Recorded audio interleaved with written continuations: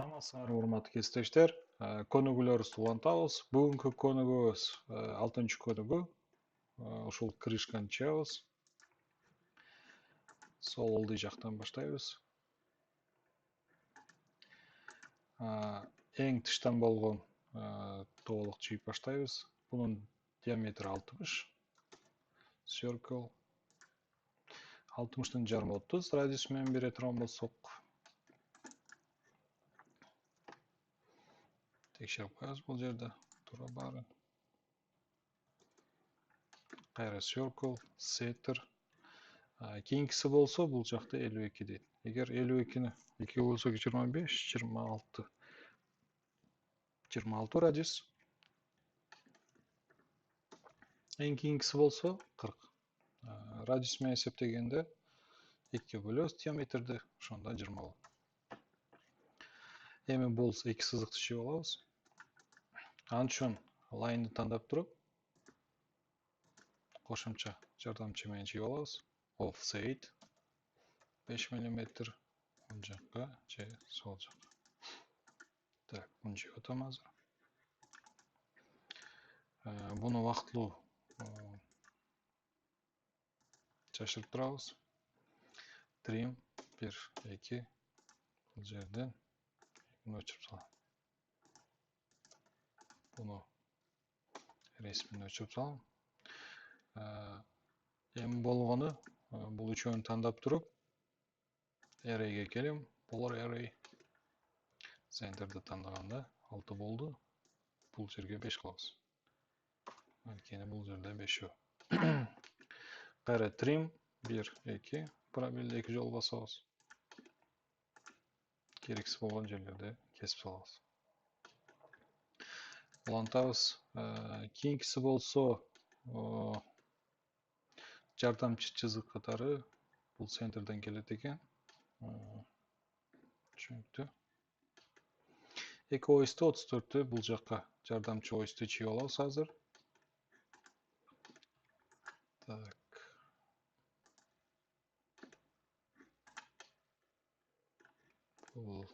Бул жакка ылдыйраак жүрүп алабыз. 34 кылыш үчүн offset 34. Солдон 34. Stretch S-ті басабыз. Пробел.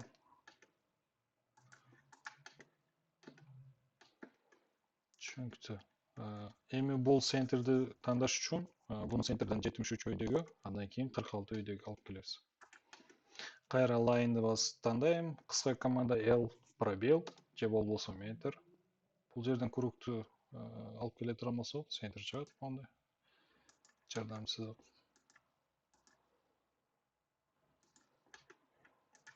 Offset менен 73 жана 46 кылам. О, пробел 73. Биринчиси.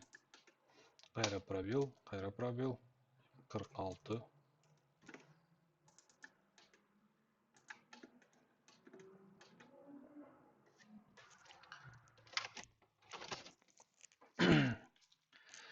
Эми бул менен чыйып алабыз көрүнүштү. Эң тыштагысы центрден канча болуп атат? 45 радиус. Круг 45. Кийинкиси болсо 33. Circle, center 33. Эң кыскасы болсо 21. Кайра пробел. AutoCAD эң акыркы команданы же болбосо операцияны сактап калат. Чейип болдук. Эми бунун жарымын бул жерден trim тандап туруп буну тандайбыз бир жолу. Мындай кылып өчүп турабыз. Түшүнүктүү. Эми биз адашып кетпестик үчүн match properties кылып туруп, ма деп бунун свойствосын бияка алып келебиз. Так.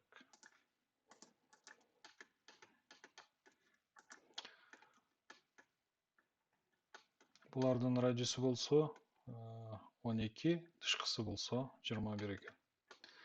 Биринчи 12-нчи чыйып алабыз. Круг, центр, радиус Же жаңадан чыгабыз, же болбосо mirror менен копия кылып алып келип коебуз. Кайра trim 1, 2, 2 жолу пробел басабыз, же enter'ди. Так, буларды чыгып алдым.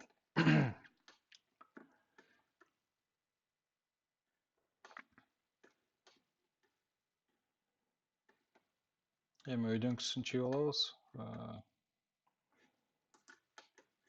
Так, бул центрден болгондо 21 болуп атат. Бул жер 25 экен. Круг, бул жер центр 21 радиус. Буну тандайм. Mirror. Тандап алдык. Эми тышкы көрүнүштү чыгып алабыз. Бул жерден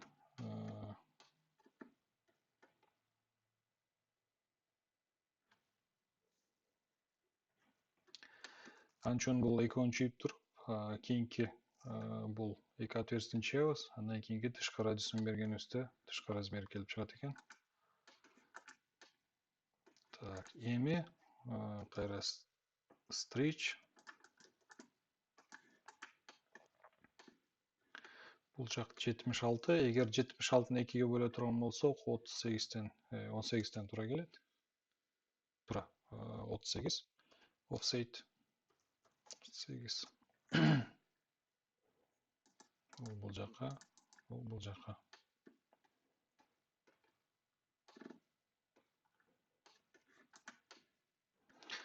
Кечирип койсоңор, биз бул туура эмес болуп калыптыр. Буну ылдыйраак алып түшүбүз керек. Так, буну тандайбыз. Эгер солдон оңго тандай турган болсоңор, ошол квадраттын ичине кирген любой объект тандалат. Эгер ондон солго кыла турган болсоңор, ошо тийген объекттин баары эмне тандалып баштайт. Учурда бизге солдон оңго ыкмасын колдонобуз. Move, кыса командасы M, пробел.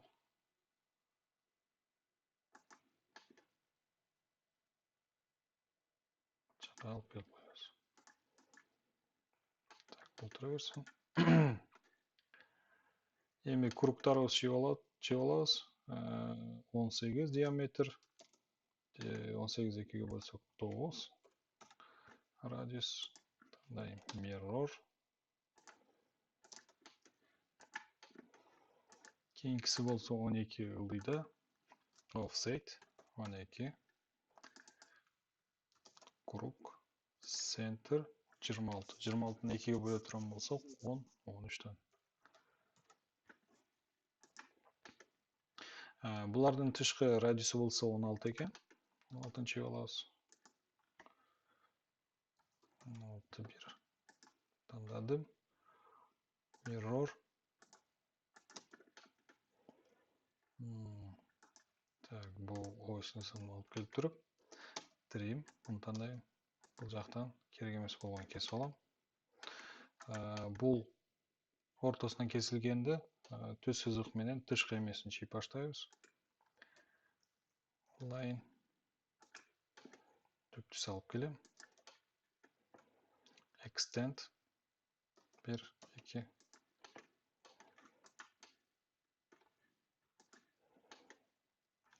Бул жактан болсо кошумча сызыкты алып келем моундай кылып. Кээ бир учурларда филеттен моундай кылып колдонсоңор болот. Эки сызыктын эки бирлеши турган жеринде чекитин табыш үчүн филет радиусту биз 0 кылып алабыз. Көркөм баса турган болсоңор, моундай келип калышы мүмкүн.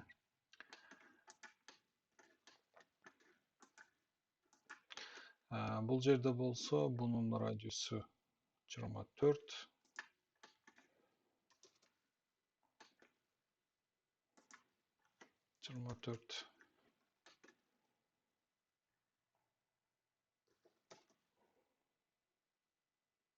Тандап туруп, буну кесип салам.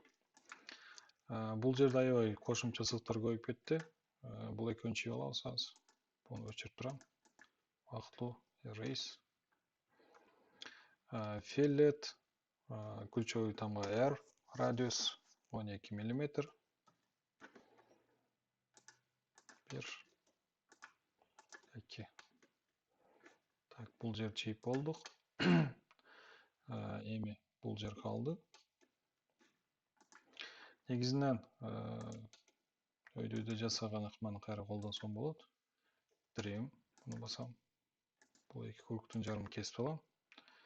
Бұны дәл өчіріп салам. Erase че бол басам. Erase, пробел. Бұларды вақты сақтап тұрам. Изоляция қылып, бұл жер 25. Fillet, радиус 25.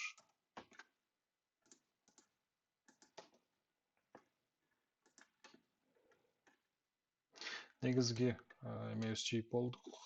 Болғаны бұл жер 10, 10-15 радиус қалды. Fillet, радиус 10. 1. Бұл жерде 10 екен. Бұл жер болса, қайра бір жайындырды басам, анкен ең ақырқы команда fillet болды. Радиус 15. Қылып қойсам, чиіп біткен болады. Эми осевой ушул кругтагы осевой сызыктарды чыгып алабыз. Оң торон басып туруп, изоляцияда болгону кайра кайтарып алам. Булар негиз керек эмес экен. Erase, line.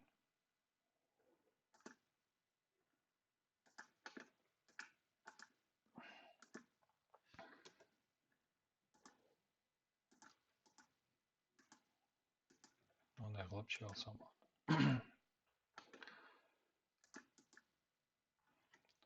Копия кылам.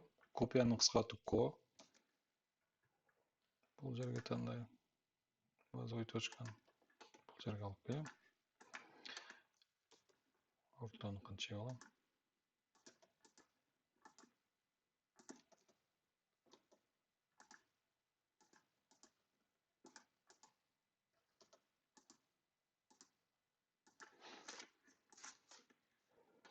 Так, бул жерде да бар кошумча сызык. Line.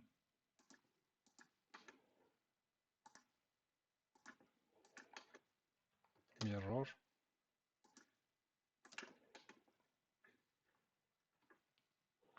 Буну осойду бияка чейин extend кылып алсак болот. Extend. Иконун тандайм. Пробел.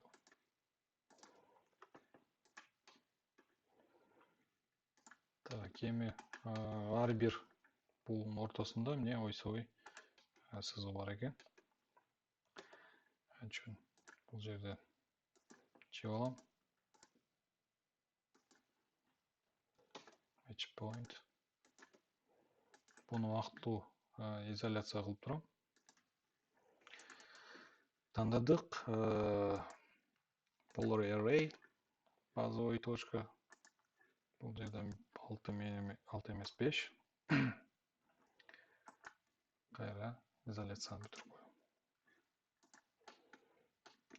Так, негизинен чыгүүбүздү даярдап бүттүк. Эми размерлерди берип баштайбыз. Бул жерде ойсторду match properties менен свойстволорун өзгөртүшүбүз керек. Андан тышкары буну узундан узун кылып бияка тартып алышыбыз керек экен.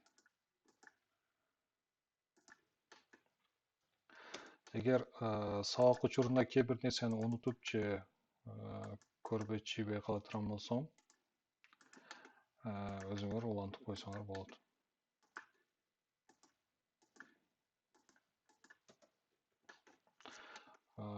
Түшүнбөгөн жерлериңер боло турган болсо, ар бир сабактын артында бул жерге жазып койгом. Суроолор үчүн байланыш бул поштага суроолоруңарды жиберсеңер болот.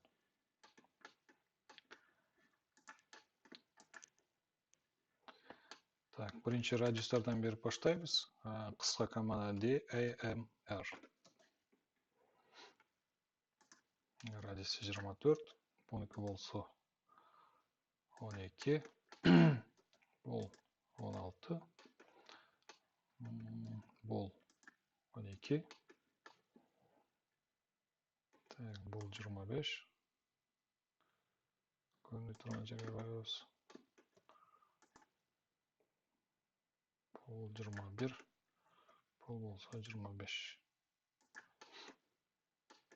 Бұл 27. 21 екен. Бұл 33. Кейбір учурларда мындай батпай кала турган болсо, ошол көрүнө турган ыңгайлуу жерге койсоңор болот. Кайра пробел, бул жер 10. Бул жер болсо 15. Бул 10. Эми диаметрлерди беребиз. Кыска ключевой тамга D, A, M, D. Так, биринчиси 60. Экинчиси болсо 52. Үчүнчүсү болсо 40. Андан тышкары диаметрлерди издеп көрөбүз. Бул 26. Бул болсо 18.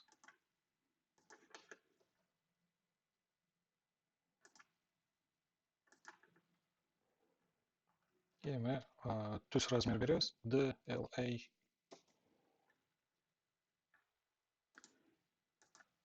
Он эки. Бул болсо 76. Бул болсо 46.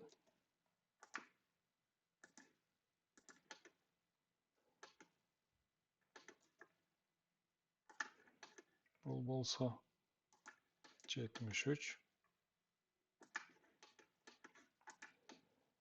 Бул болсо 34.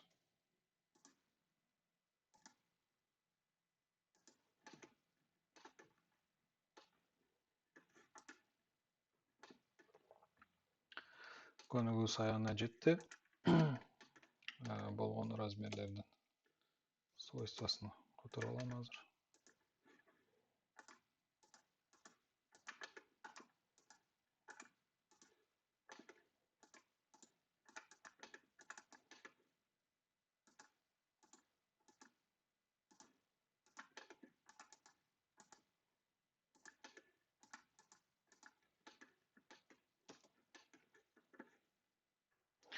Эми 5-чи лист алып маустун таран басам, copy of more of же болбосо копия, чылдыруу же копиялоо. Create. Окей. Калмап туруп, буну бери тарабына алып келем. Бул жерден 2 жолу басып туруп, же болбосо F2-ни баса турган болсок, переименовать этсек болот.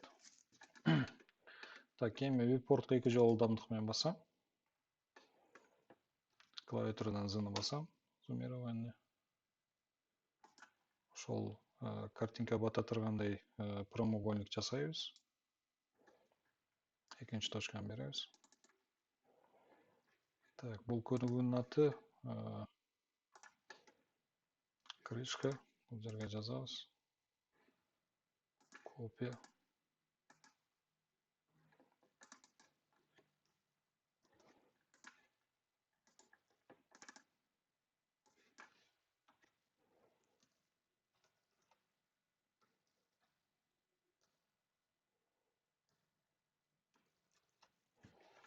Крышка.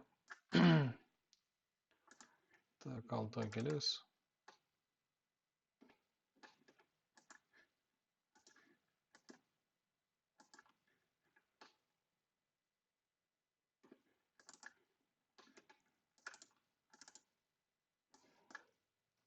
İçinden kopyalап алабыз, Ctrl+C. Чыктык. Подвескага кирип туруп, бул жерге копиялап алабыз. Көнүгүүнүн санын деле өзгөртөбүз. 6-көнүгүү. Бүгүн 6 күнүбүз бүттү. Эгер ар кандай суроо же билбей калган жериңер болсо, почтага жазсаңар болот. Почтаны кайра көрсөтүп кетем. Ар бир сабактын көнүгүүдүн астында моундай почта адресибиз бар. Ошол жерге кайрысаңар болот. Кайра веб-порт жалгыз кылам.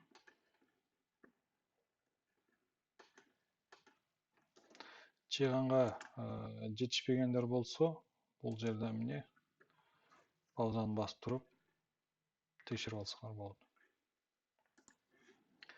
6 күнүбүз бүттү. Көңүл бурганыңар үчүн рахмат. Сабак учурунда кээ бир сөздөрдү ката же болбосо туура эмес автокадда эмелерди аткарган болсом алдын ала кечирим сурайм. Көңүл бурганыңар үчүн